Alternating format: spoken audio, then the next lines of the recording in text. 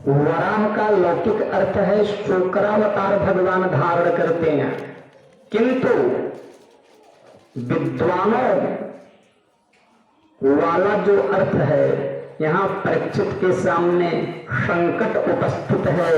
कैसा संकट उपस्थित है कि इतिलंघित मर्यादम तक्षकः सप्तमे हनिः, तक्षकः सप्तमे हनिः। आज के 7वें दिन राजा परीक्षित को तक्षक नाग डसने वाला है। किसी को यदि पता चल जावे कि आज के 7वें दिन हम मर जाएंगे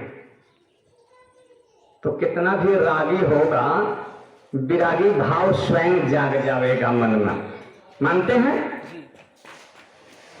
मृत्यु से किसे डर नहीं लगता, प्राण सबको प्यारा है। तो परीक्षित के सामने संकट उपस्थित है कि 7 दिन में तक्षक नाग डसने वाला है, और वो वहां पे वराह माने लौकिक अर्थ क्या है?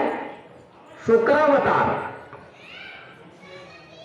लौकिक कथा नहीं सुनेंगे, लौकिक शुक्र की कथा, गाय की कथा, और भागवत में जो बकरा और बकरी है, राजा दक्ष का सिर जब करता है तो बकरे का सिर लगता है, तो ये सब लौकिक अर्थ है। बकरा बकरी की कथा सुनने के लिए वहां पे नहीं बैठे हैं। बोलिए भक्तवत्सल भगवान की। तो वराह का तो सबसे साधारण अर्थ है, वराह माने शुक्र, किंतु विद्वानों वाला जो अर्थ होता है वराह, वराह माने यज्ञ होता है। क्योंकि वराह भगवान ब्रह्मा जी के नासा क्षेत्र से जब प्रकट भये ना, तो यज्ञ के जितने भी सामग्री होते हैं सब उनके रोम रोम में विद्यमान थे, यज्ञ सामग्री। तो वराह माने यज्ञ। तीसरा अर्थ है वराह का वराह, वर माने श्रेष्ठ, अह माने दिन। नोट करिए, वर माने क्या होता है? श्रेष्ठ। भागवत में कई जगह आया है वर शब्द। वरहा पेदम नटवर वपुः कर्णयोः कर्णिकारम्। नटवर वपुः, नटवर में भी वर आया है। अब नटवर का अर्थ क्या है? श्रेष्ठ। वर माने श्रेष्ठ और नट माने नाचने वाला हो। नाचने वालों में जो सर्वश्रेष्ठ हो उसे क्या कहते हैं? नटवर। तो वरहा पेदम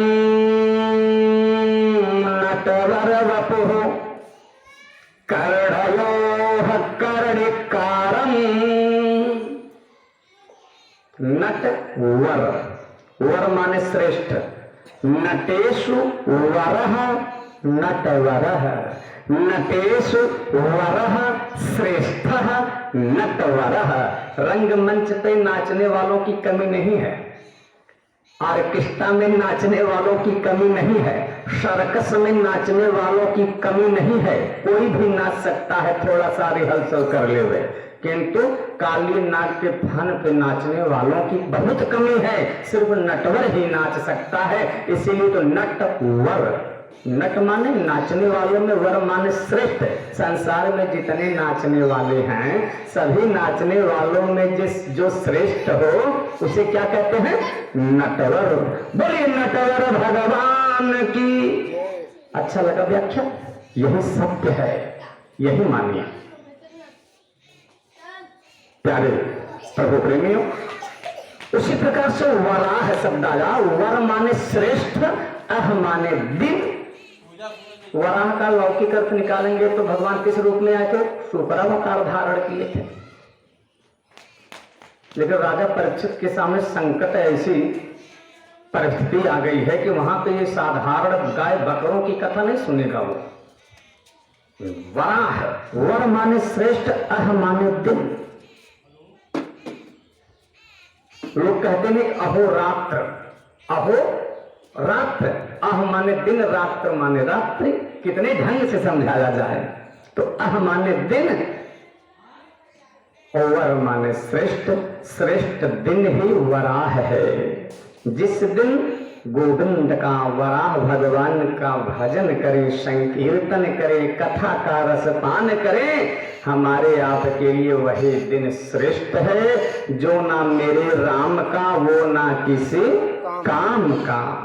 शतम विहाय भोक्तव्यम, 100 काम छोड़ के भोक्तव्यम भोजन, और सहस्रम स्नान माचरेत, 1000 काम छोड़ के स्नान, और लक्षम विहाय दातव्यम, 1,00,000 काम छोड़ के दान, और संसार का सारा काम छोड़ के गोविंद के नामों का गुण गान।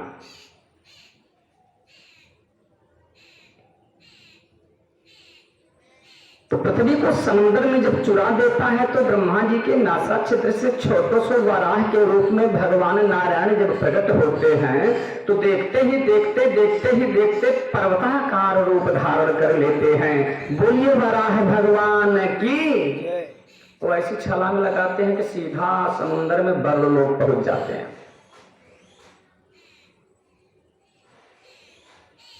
अच्छा, हिरण्याक्ष और हिरण्यकशिप, हिरण्याक्ष और हिरण्यकशिप इतने आतताई, अत्याचारी, अधर्मी, पापी क्यों हो गए जानते हैं? गर्भाधान की कमी थी। इसीलिए गरुड़ पुराण में कह रहा हूं, इस कथा को घुमा के गरुड़ पुराण पे ही लाऊंगा। गर्भाधान का मुहूर्त यदि गड़बड़ होगा, एक कटिया का हो, ये पंकज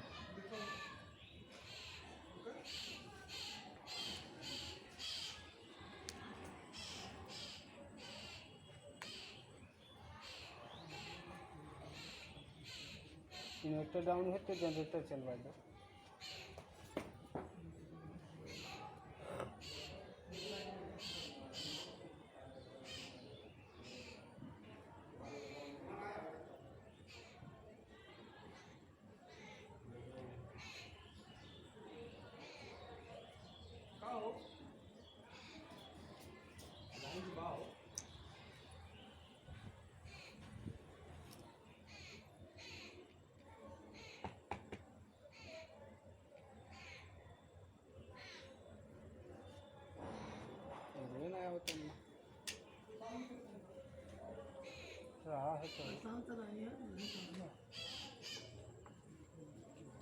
अंकित के बुलाओ, अंकित की क्या पता भाई, पावर यहाँ ना है, पावर ना है, वहीं से दिक्कत पावर यहाँ आवत तो निकाल कर बैठाओ।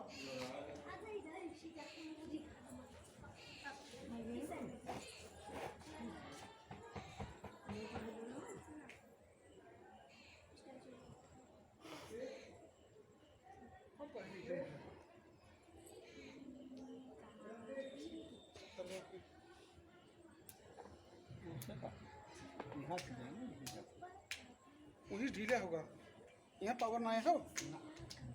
तब अंदर से देखा, यहाँ से कर मोबाइल ये बंद कर दो, डिलीट कर फिर से लाइट में भर जाएगा, कर